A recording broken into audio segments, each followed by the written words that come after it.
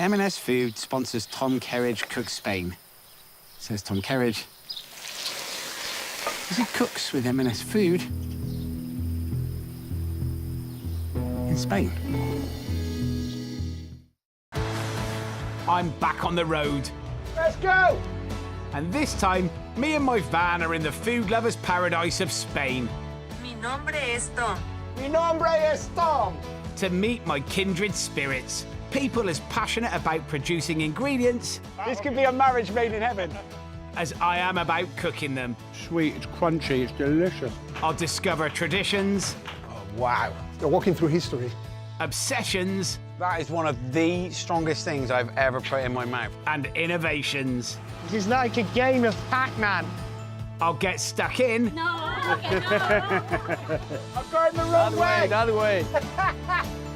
experience the food culture, It's like the Spanish fishing port equivalent of bacon. and show you how to turn Spain's produce into mouth-watering dishes. I have finished, so Yeah, this one. You can keep in Spain. I can keep in Spain.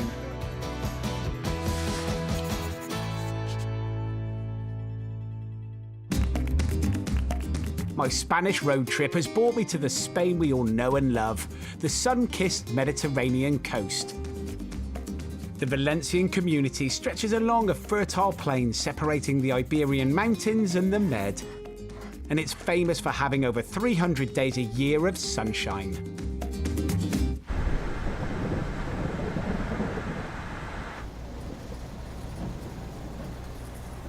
I, unfortunately, have come on one of the days where there isn't any.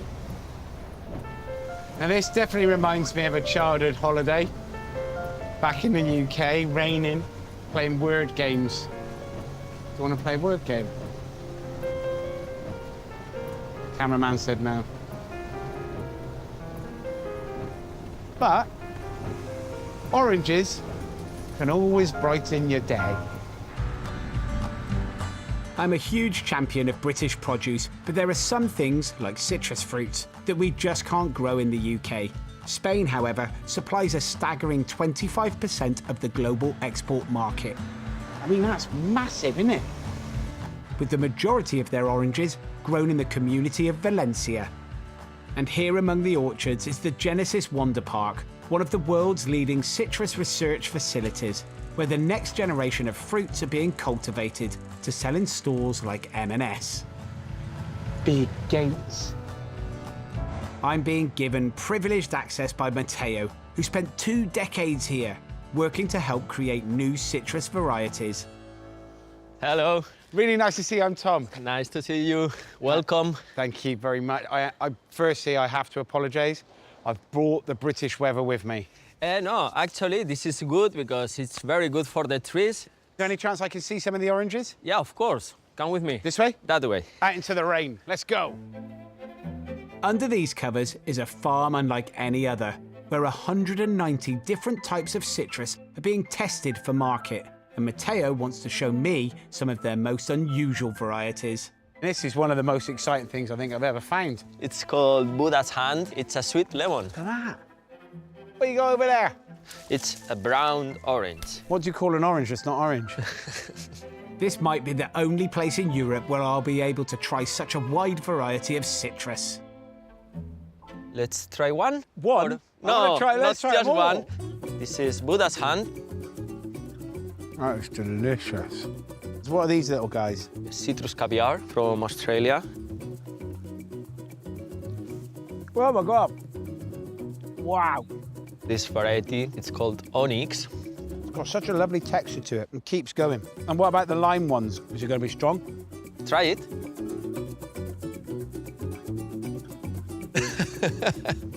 Oh.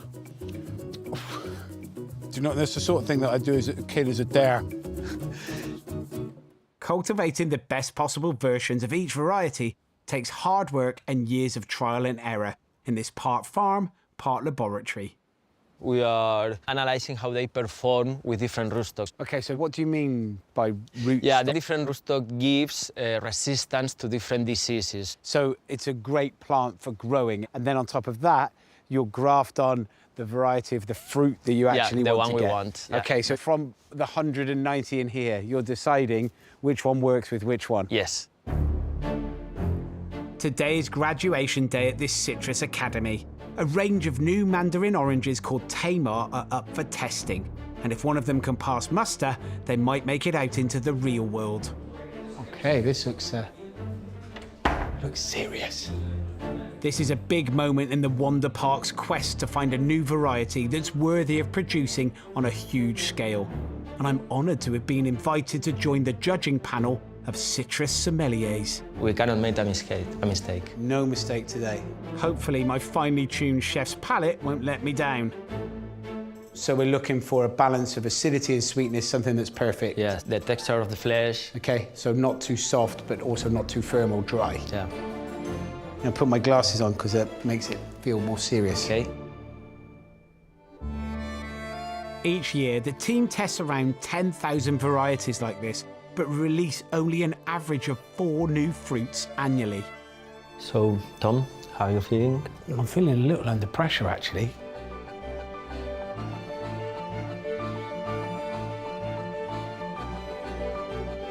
The two that I kind of eliminated Yes. is 356. I find the acidity quite high. The 765, you're left with a little bit of the outer skin. So then I was left with 421. I thought was very, very good. 543, the texture, I think was amazing. If you were to push me to take one, Yes. I would choose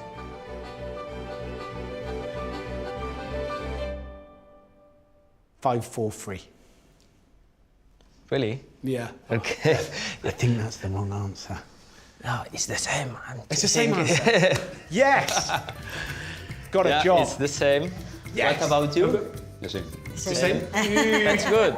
Result! Yeah. I tell you what, Very that's well. the best boardroom experience I've had. Thanks, guys. The team's dedication is something I admire and recognise from the professional kitchen. So, despite the downpour, I've got my truck out and I want to bake them a sweet treat. The amount of different citrus has blown me away today. And this recipe gives a really great opportunity to showcase the colour and the flavour of this orange or purple. My stunning upside-down blood orange cake is just the thing to bring a bit of sunshine to the gloomiest of days. First thing I'm going to do is just zest one of these oranges. And as we're going, there's going to be loads of factory noises going on behind us. It's about, I think that's a forklift truck beeping me. The oil from the zest is absolutely amazing and packed full of flavour. And I'm just going to top and tail and then remove the skin from 3 of the oranges. But you do want to keep a little bit of the pith on it. That pith will just hold it together as it cooks. Now, if you haven't got oranges that look like this, it's absolutely fine. Just a standard orange, not a purple orange. You'll be all right. Just going to slice the orange into fairly thick slices and it begins to reveal that beautiful colour through it, look. How amazing does that look?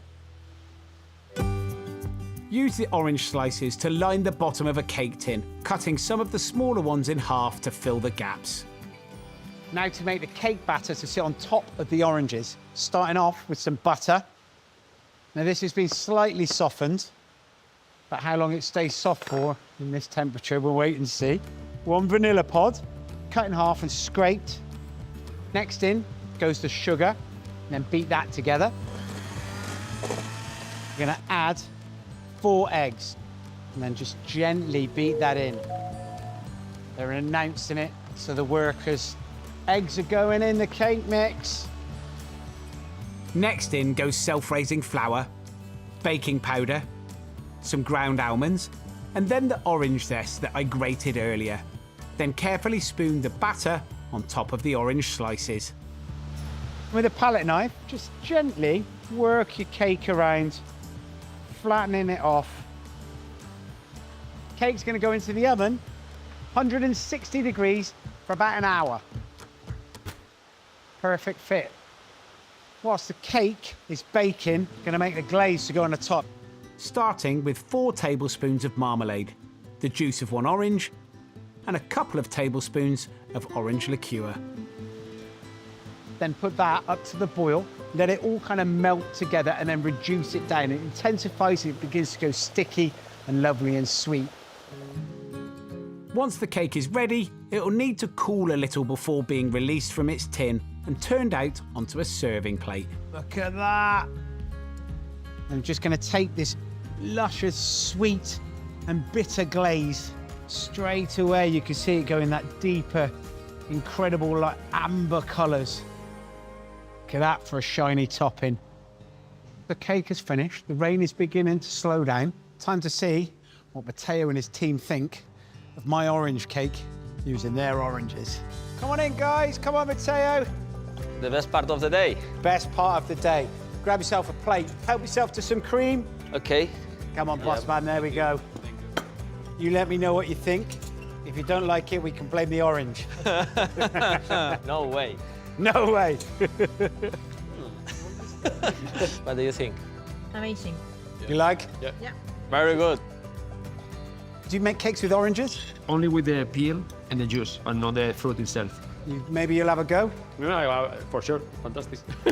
You're a happy man, I'm a happy man. Yeah.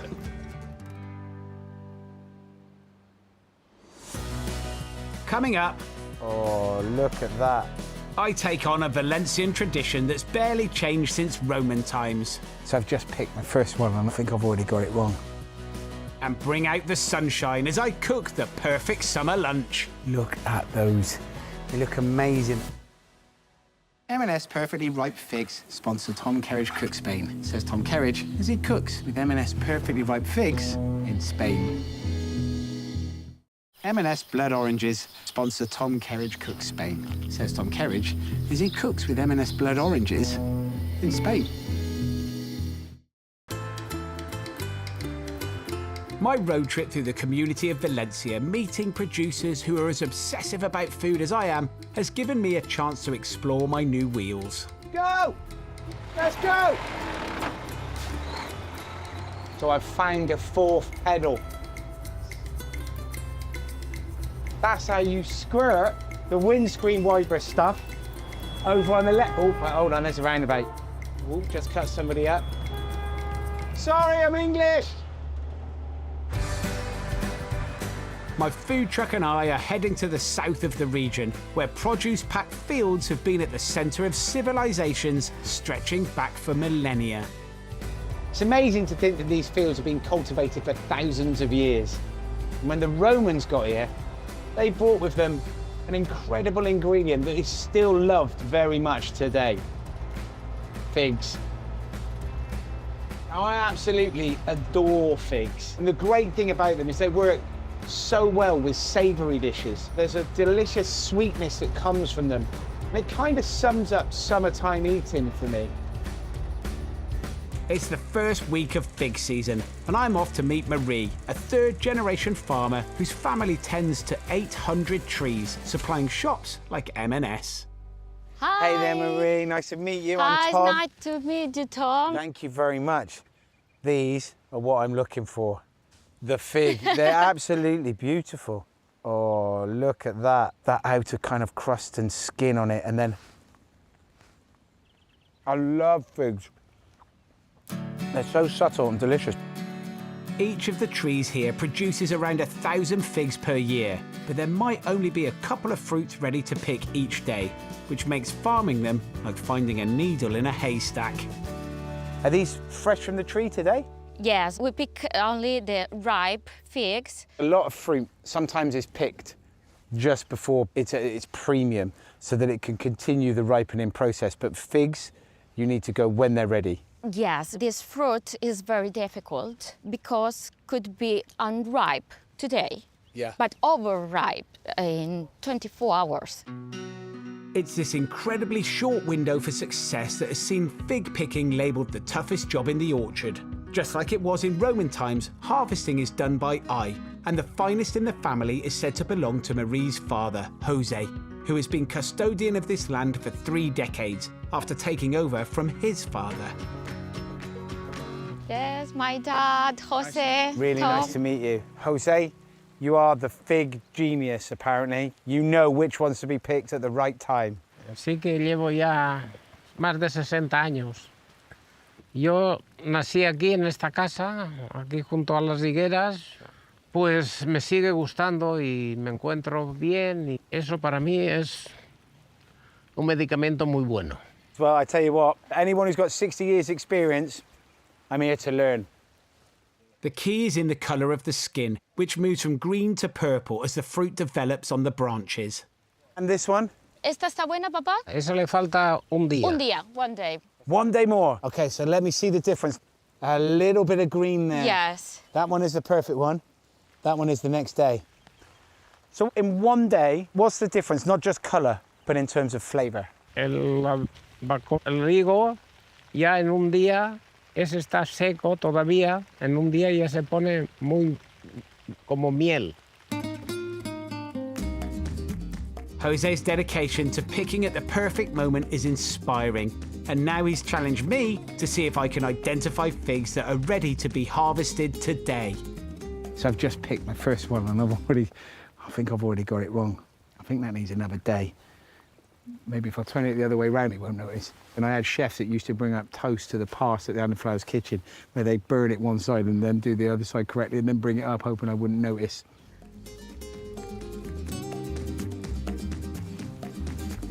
Okay, that's a good one. I know that's a good one. It feels weighty. Through the month-long season, the family must come out every day in search of that perfect purple in this sea of green. See, they just drop off as well, and that one's not ready. Put it in there and then apologise later. It's funny because when I work the kitchen, there's never a that'll do attitude. It's always, is that the best it can be? If it's not, don't do it. And it's exactly the same process here. It's not will it do, because tomorrow it'll be better. It's a whole new appreciation to fruit picking this. Time to show the boss how I've got on. Esta le faltan 3 días. 3 days. 3 days. And this one, esta? Bueno, esta no vale nunca. That one never. What about the rest of them? Okay. Está muy buena, muy bueno. Good job. Okay, so those are perfect. Yes. Eso perfecto. Those ones need 3 more days. Yeah. And the one that you said never, it actually just fell off in my hand. But it's good. It's good job for your first time. 6 out of 10? 7. 7? 7. I'll take a 7. With such strict quality control around here, I need to be a solid 10 out of 10 before they take me on. But I'm hoping that I can do their figs justice my way. I've had a great day today in the trees, hanging out with the figs, learning when to pick them when they're at their premium. And they've got such soft, rich texture and a sweetness that actually pairs very, very well with savoury flavours. These stuffed figs are a delicious sweet and savoury summer dish. Trust me, this flavour combination is amazing. First thing I'm going to do is kind of top and tail my figs. Now, I'm just going to cut the bottom off them so that they can stand up straight. I'm just going to cut it down the middle, but not too far, just opening it up. And once the figs are cut, just going to get some goat's cheese, cut it about 1 centimetre deep, and then cut them in half again. And I'm going to stuff each fig with this goat's cheese. Now, it's got that incredible kind of soft texture, so it goes all lovely gooey. And it's also got a lovely salty kick to it. And that saltiness, that savouriness goes so well with these figs. And once you've got your cheese stuffed into the figs, you're going to take some lovely Serrano ham and then wrap it around your fig. And then with a cocktail stick, secure the ham in place. You end up with this lovely kind of little fig parcel. All it needs now is a drizzle of honey, a sprinkle of picked thyme leaves, and some salt and pepper. One last little ingredient that makes it super tasty, fig vinegar, if you can't get hold of it. Put a little sprinkling of soft dark brown sugar and then a little drizzle of maybe lemon juice. And then these go into the oven about 180 degrees for around about 10 to 12 minutes.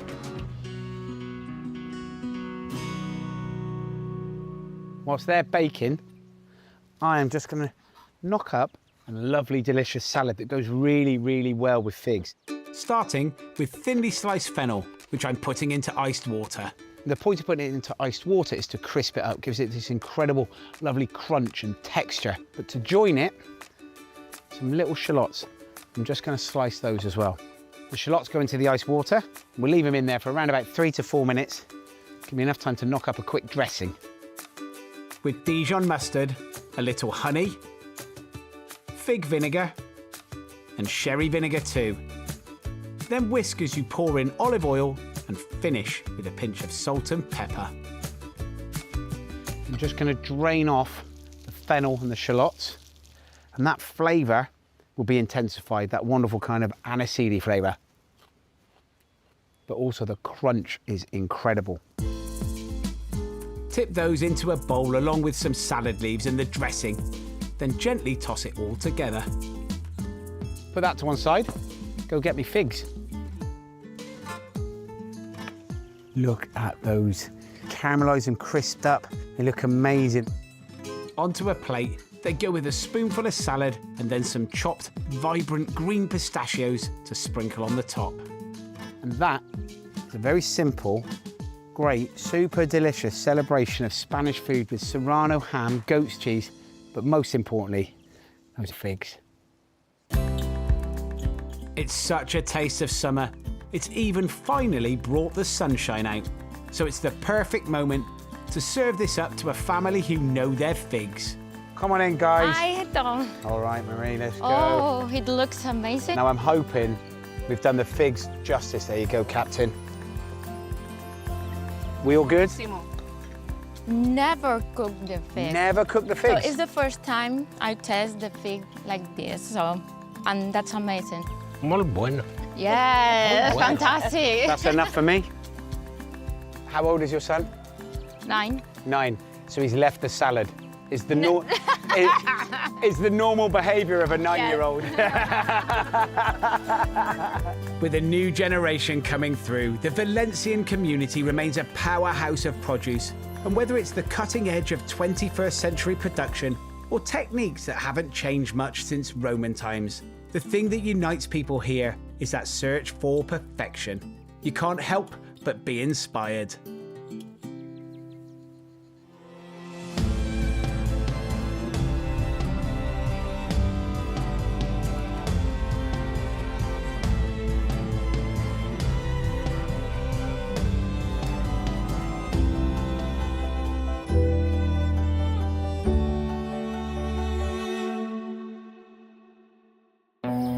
Kerridge Cooks Spain, sponsored by M&S Food.